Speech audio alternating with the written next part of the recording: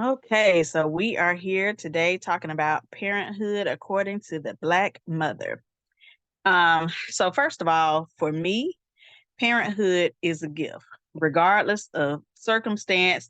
It's a miracle that should be viewed in high regard. It should not be taken for granted that you were able to conceive, to carry, to give birth, to be able to keep your child, to be able to provide for your child. Those things, in my opinion, should not be taken for granted. And so I hold parenthood in very high esteem, just the blessing of being able to be a parent. Um, but knowing that it is a gift, we also have to recognize that just because it is a gift doesn't mean that you won't have to make some type of investment. It's going to require something of you. And it's important to know the purpose of parenting. And so, according to the Bible, three main things stick out to me, and that is to populate the earth. Um, for stewardship, you're supposed to be teaching them, and then to love as our Father God loves us.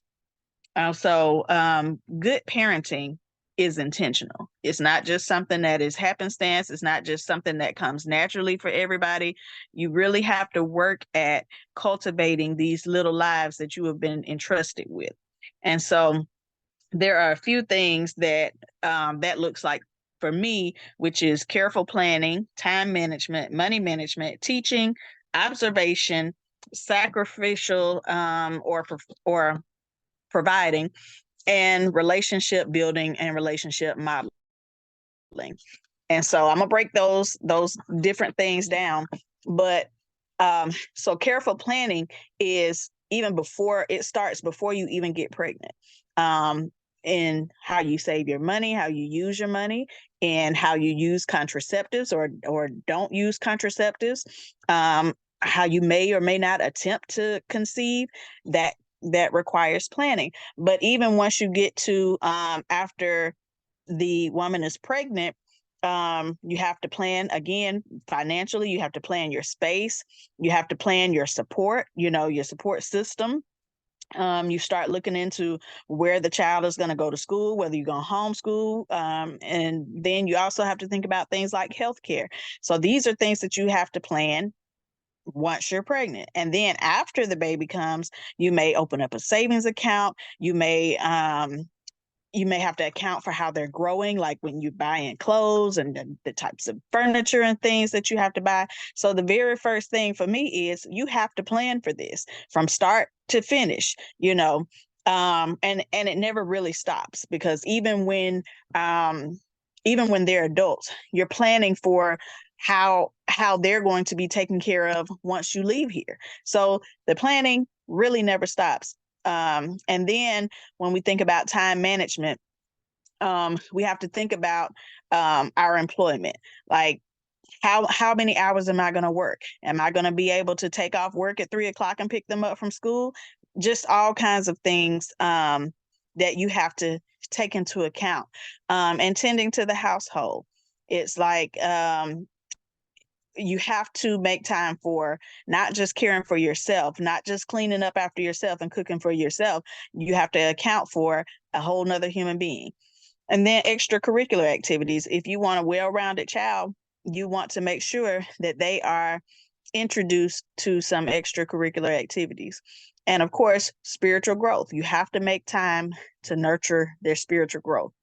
And then we move on to that money management piece. And that's making money, which again is your employment. That's saving money. That's investing money and spending money wisely.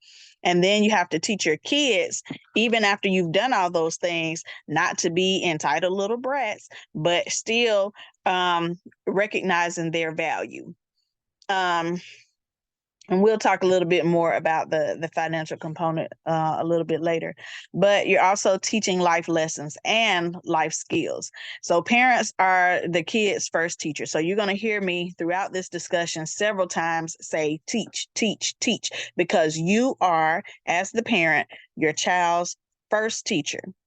And it's not just about how to build and maintain a life, but it is also about how to live. And when I say live, I mean living a life that is abundant.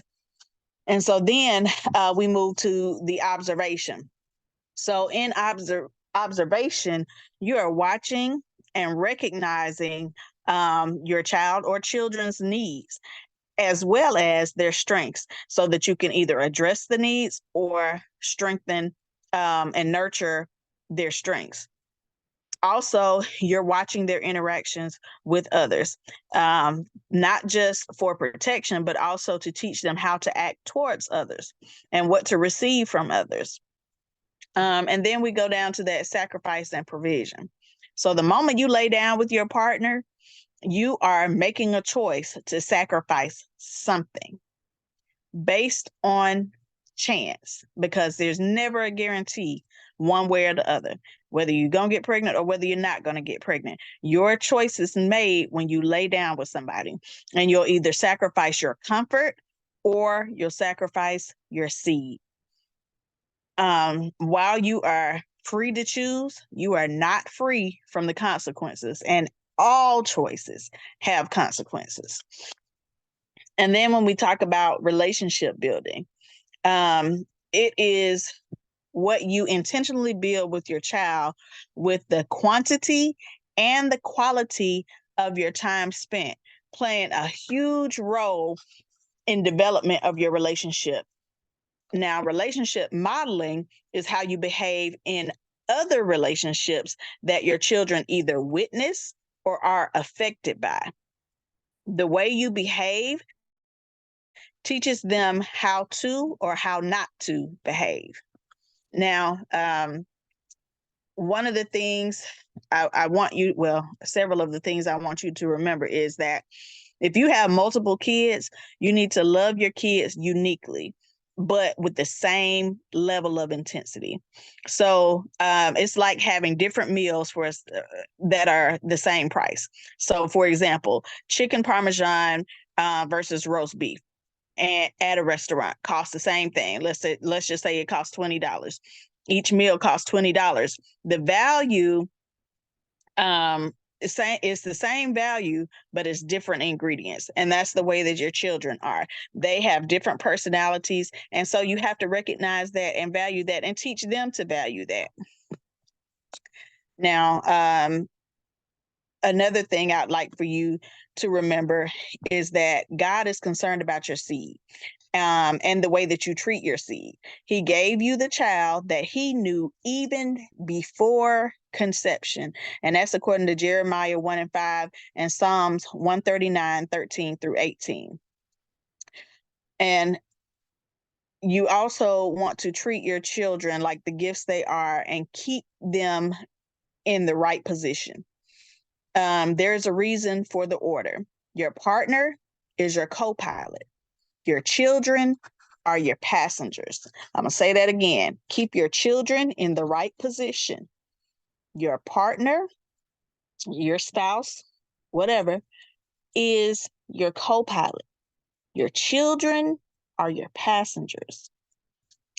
Now, another thing I would advise you to do is make time for your children. So like in our family, we have 4 children. And because my time is limited, I meet them individually in 30-minute increments. So on like a Saturday morning, I'll call them in one by one, and we'll just talk about whatever they want to talk about. It's a free space. It's a safe place. They can, share anything they care to share with me in that moment. And, sometimes I'll share, but I really like to let them do most of the talking. And so you may incorporate that.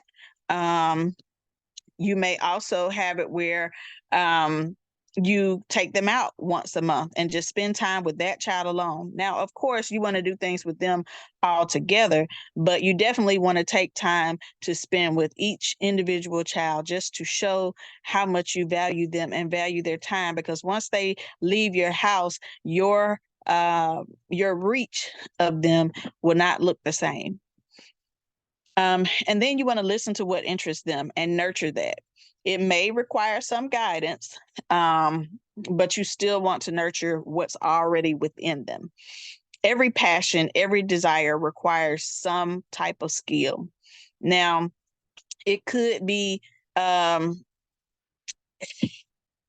you use those skills to direct them towards something positive. I use the example all the time that drug dealers are great influencers and great investors, to be able to sell toxic products to people, and there's always a demand for it. That lets you know that they have some type of influence and some ability to invest in their product and flip it. And so, even though it's a bad product, those are good skills. And so, instead of knocking the skill, teach them how to use it towards something positive. And then you want to watch your words. Now, this one is a big one for me, because I have always kind of had an issue with people saying the doctor is a lie. So, in the Christian arena, we like to say the doctor don't know what they're talking about, or the doctor lied, when we want to address somebody's diagnosis. But honestly, it's confusing and conflicting information to a child, because we brag on our kids when they become doctors, but we badmouth doctors in the Christian community, and it doesn't make sense to them, when the truth really is that the doctor has imparted knowledge, and they probably did see what they saw. But our job as Christians isn't to deny the facts. It is to proclaim the truth, which is that although, not without, but although we may have been stricken with illness, we are broken but not destroyed. What they see, what the doctors see, and what they say may be there, but God is a healer and a sustainer. Even if He doesn't take the ailment away, He can sustain you in it. He'll give you His grace, because His grace is sufficient. And this is how we build real faith. And it's just like with the woman with an issue of blood, who didn't go out in public bleeding all over the place in denial of her issue. She sought help from the healer, and her healing brought Him glory.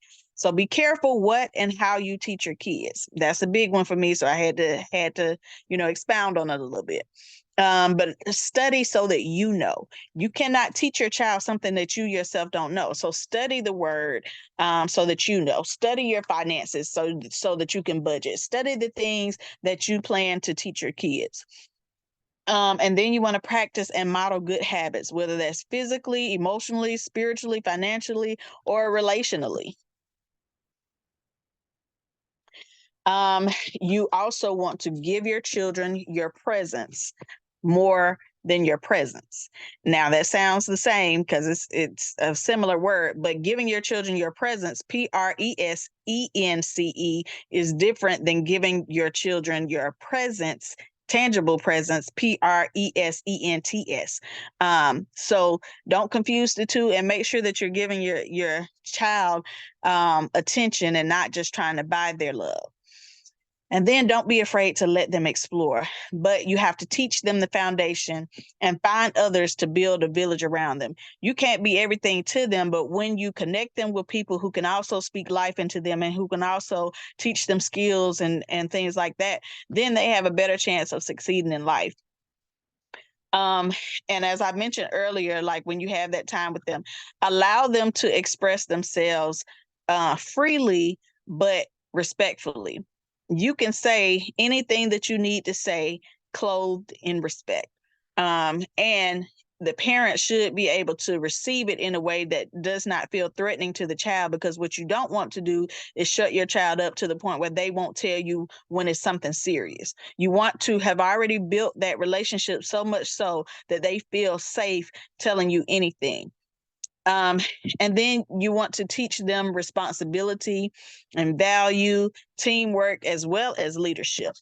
You want to nurture their confidence in a healthy way. You don't want them to be, you don't want them to have low self-esteem, but you also don't want them to be puffed up and have an inflated sense of self.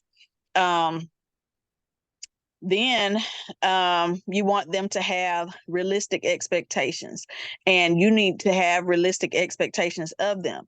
You don't want to try to make them into something that they're not. If they're not skilled in that, yes, you can work with them and see if they can improve in that area, but some things they may just not be able to pick up, and that's okay. What you want to do is focus on what they are good at and nurture that.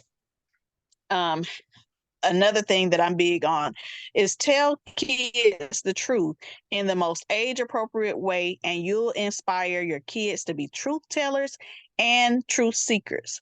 Kids pick up on a lot more than we think. We assume that they don't know, but I would rather tell my kids the truth from home, knowing that it's coming from a good place, than for them to go out in the streets and learn a different truth that isn't the truth that God wants us to tell.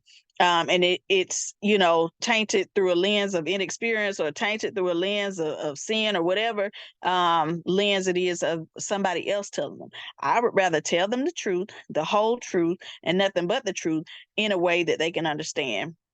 um, and your kids will see you as a trusted source of truth, even when you make mistakes. If you own it with the truth, then they'll respect that.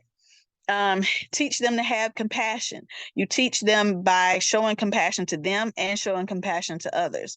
Then of course you want to pray for them, you especially like for wisdom and discernment as they are navigating life, and teach them to pray for themselves. They need to know how to get a prayer through just like you do.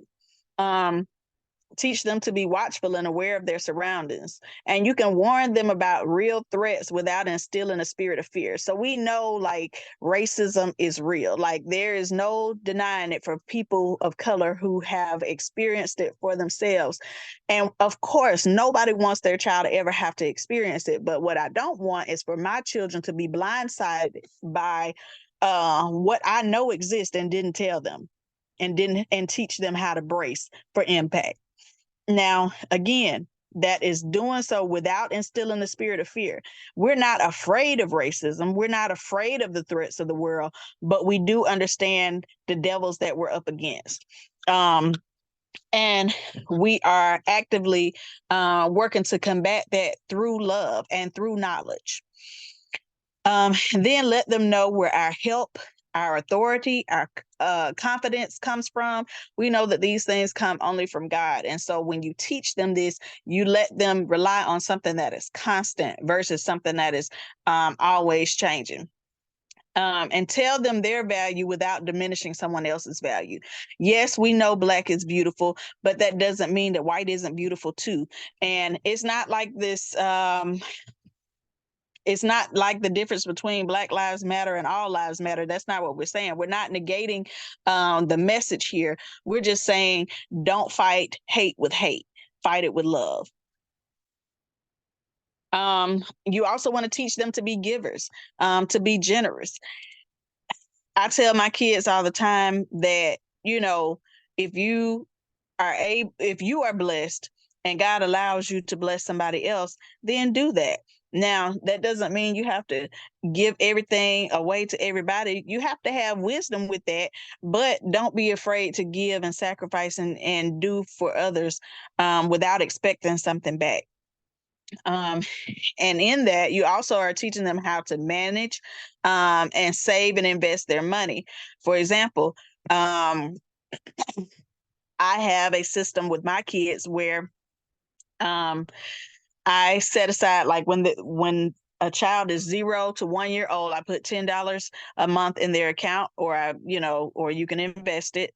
And then once they turn two, $20 a month, three, $30 a month, and just let that build up in a savings account that you don't touch, and let it build up, I say, to 26, because that's when the brain is fully developed. When they're 26, release that money to them and give them a good head start. $10 a month is not too much to ask. Even if you can't increase that amount, do something in preparation for your child's future and to set them up in a way that they could really benefit. Um, and then, like I said, teach them about money management.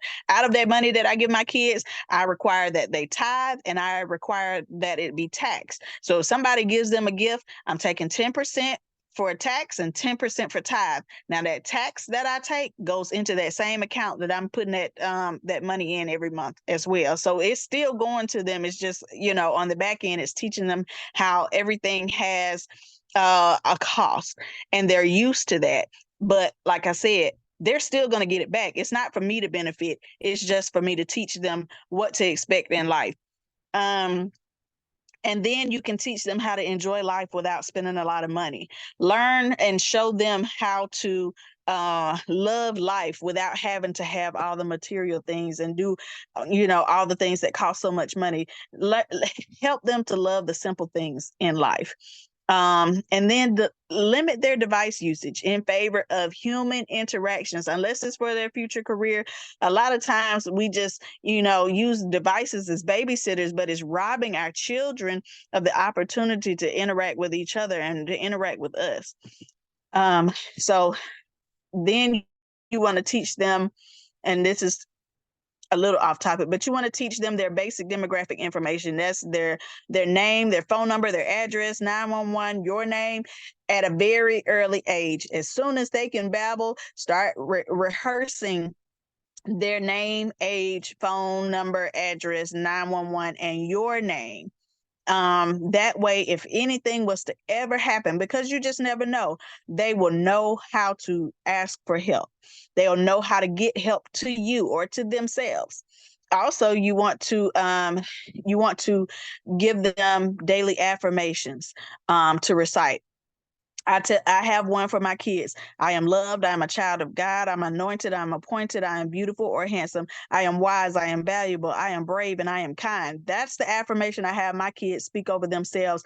And the whole point is I'm building something within in them that they can draw from as they get older. When the devil tries to tell them everything they're not, they know exactly who they really are because they've been reciting it from a very young age, as soon as they can really talk. And then after we recite our affirmations, we pray together from the youngest to the oldest. We let the youngest baby do their babble, and then we let the next oldest, and as much as they can comprehend.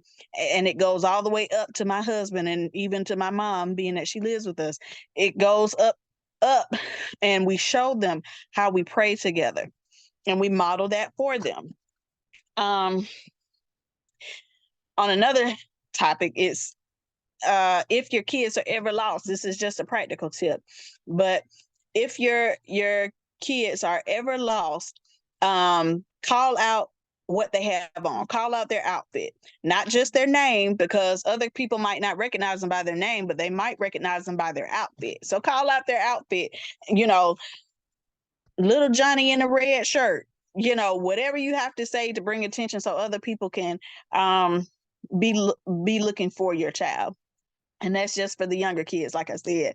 Have a routine, but also be spontaneous too. Like, they may have a regular bedtime. They may have, a regular time to eat and all this stuff. But sometimes, maybe on the weekend, go on a random trip to the movies or a trip to the zoo or whatever. Do something spontaneous just to keep life exciting. But also, children thrive off a routine. So you need a little balance of both.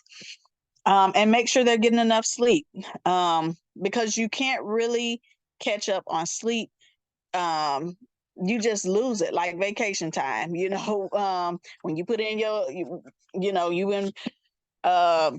didn't use your vacation time and it doesn't roll over, it's just gone. It's the same way with sleep. Make sure your kids are getting enough sleep. Allow different parenting styles between your spouse to complement and not cause conflict. This is where there needs to be a balance. One parent might be a little more strict, one parent might be a little more lenient. It doesn't mean that the other parent is wrong, but you need to use each other's strengths to balance it out and make sure that your children are receiving the best of both of you.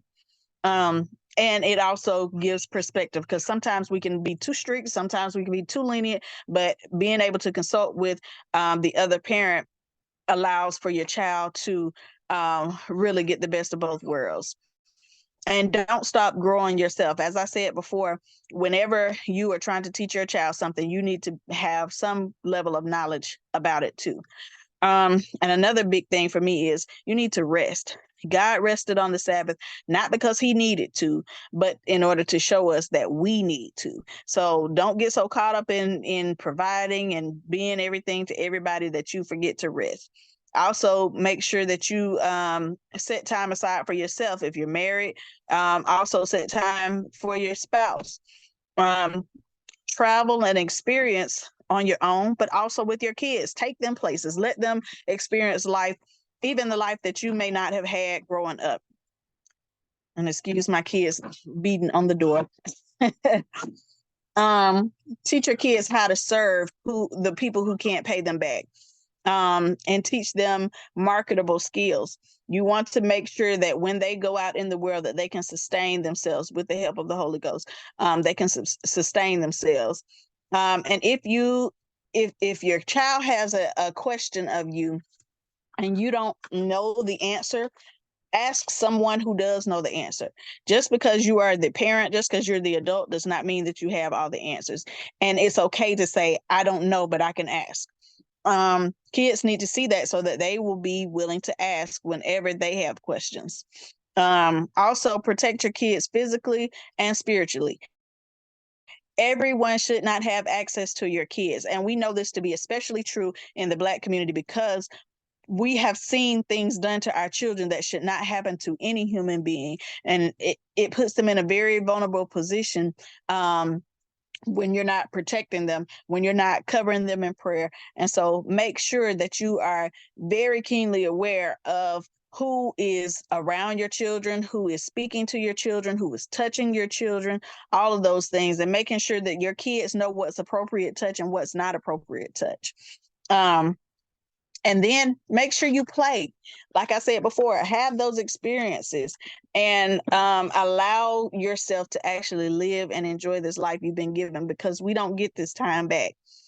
And then another tip for parents is that you present as a united front, even if you're not married to each other. So the kids have a tendency to be manipulative and pit parents against each other when they see that there is no agreement. And it's not because they're bad kids. Kids just want what they want and they're doing whatever they can to get it. And they may not understand why one parent is resistant to what they're asking for. And so you as parents need to always consult each other and talk to each other about what you're going to decide, what you're going to do, and then stand behind each other and stand beside each other on those things. Like I said, as a united front. Now you can talk privately about what you agreed or disagreed with the decision, and you can even sometimes peaceably disagree in front of them. It just depends. You're teaching your child how to disagree with somebody in a way that is because you're not going to agree with everybody all the time. You're teaching them how to peacefully disagree. But like I said, in some cases, you may need to privately have a discussion where you have opposing viewpoints.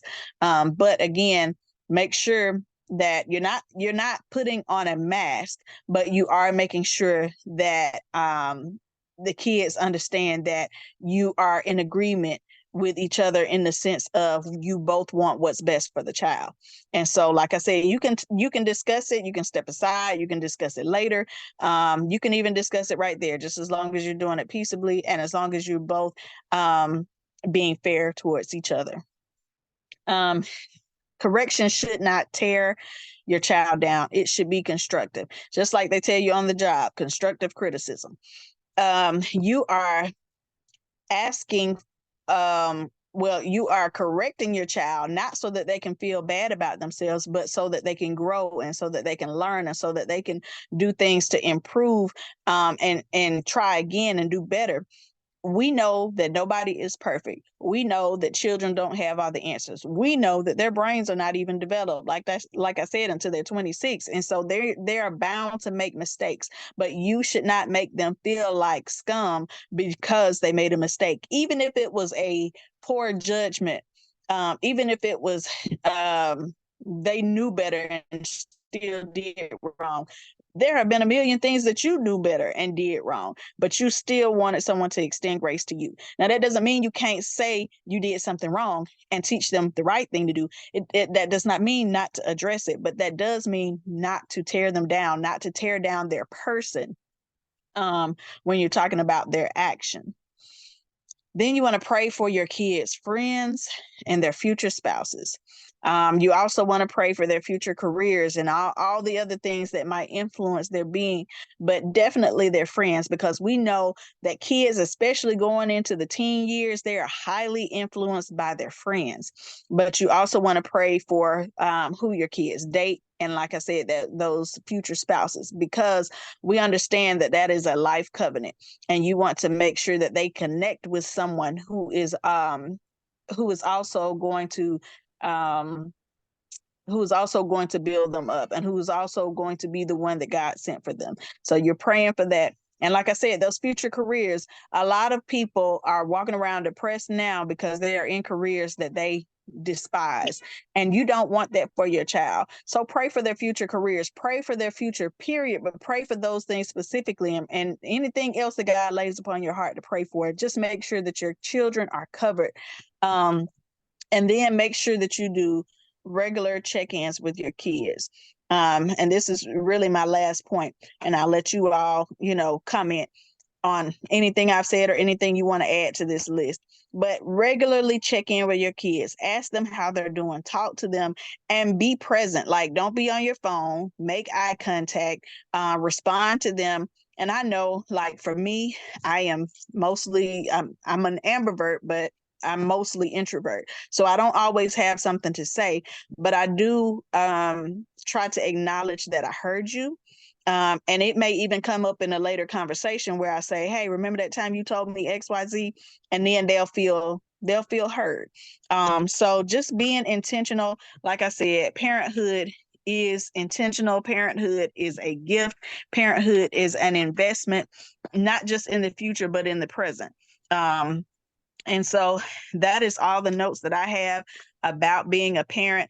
And I didn't just do all of it specifically just from the African American lens, just because these are things that I feel like we need in general to do as parents. But like I said before, teaching about racism, teaching about your value, and not assessing your value higher or lower than somebody else's, teaching about safety, teaching about all these things, and setting our kids up for a better future than what our parents may have set up for us, financially, spiritually, emotionally, whatever. We're always seeking to do the best by our kids.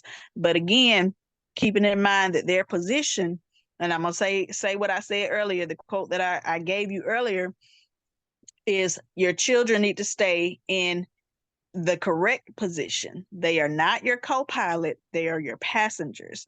And when we keep that in mind, we act accordingly and they act accordingly. And that is not a lesser position, no less love, but when it comes to your decision making, we have to make sure that we keep things in perspective. Because like I said, there is a reason for the order that God has set. And so, like I said, with that, I am done with my points and my thoughts on parenthood. But I am opening the floor now for your questions, for your comments. And so please unmute and share your thoughts.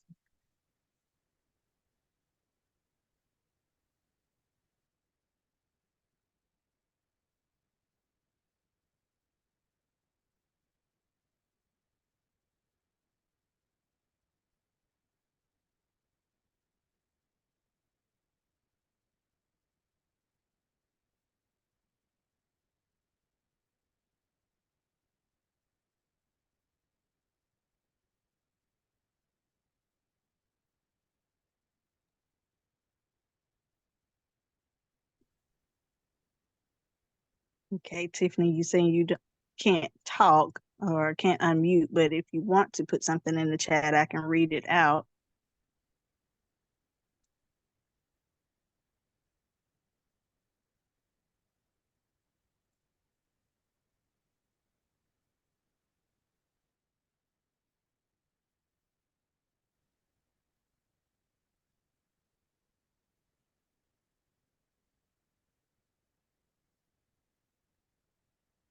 Jay, would you like to have anything to say?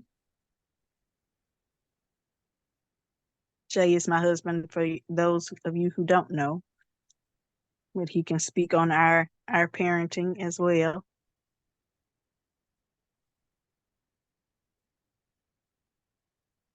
Hello, I'm actually driving right now, so it's a little hard to unmute stuff. So, yeah, that was good stuff about the way you kind of discipline, you kind of tell the kids right and wrong. You can't ultimately you can't make them do right, but we have to just make sure that we did tell them right, because if we didn't tell them, it's kind of hard for you to hold them accountable for something that we're not even teaching. And so um, I think that's the main thing that I got out of it for is the parenting part, for is telling them what needs to be said and not tearing them down, but you know, making sure they know the context behind what you're saying, and then keeping in mind that their brains are not developed. And it's almost like trying to you can't, if somebody's not trying to understand what you're saying, they're not going to understand what you're saying. And a lot of times the kids, they're not trying to understand what you're saying because they feel like they already know. So as parents, we really got to understand and keep in mind that they are kids and they do think they know everything. So, we just got to be there if if they try something and hit their head on the wall, just make sure you're there with some alcohol.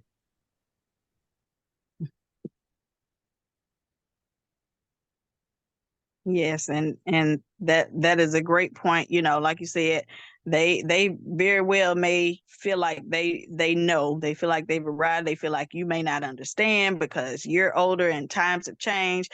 But really, there is nothing new under the sun. Times that history repeats itself. So a lot of the things that they're going through, they think they're the only ones in the world, or they think that you're so far removed. Sometimes you have to share a story or a situation or share an experience where you thought the same way, and maybe they'll be more receptive to your perspective on it. But at the end of the day, as the parent, you still have to make the hard decisions, with consideration of their feelings and their thoughts. But again, ultimately, you're the decision maker, you and the other parent. Thank you, Jay.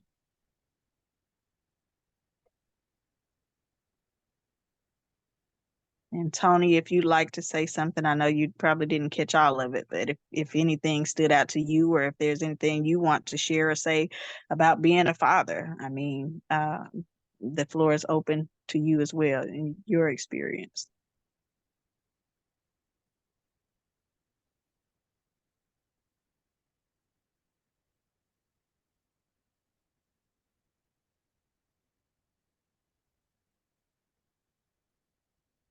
Well, all right. It doesn't look like Tony has anything to say. I know Tiffany said that she enjoyed it.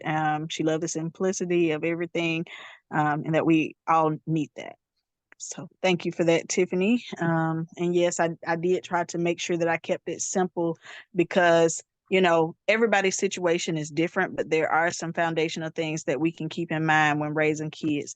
They say there is no guidebook, but I use the Bible myself as a guide, and it doesn't talk about everything, but when you have a relationship with God, and you pray, He can enlighten you on a lot of things. And the experience of other people. It may not be exactly your experience, but you can always learn from other people as well. And so that again, with that, we will conclude our meeting. And I thank you all that were able to join us tonight. I appreciate your presence. I appreciate the things that you shared. And I look forward to seeing you again next month for Q&A with Travaé. Have a blessed night. Bye-bye.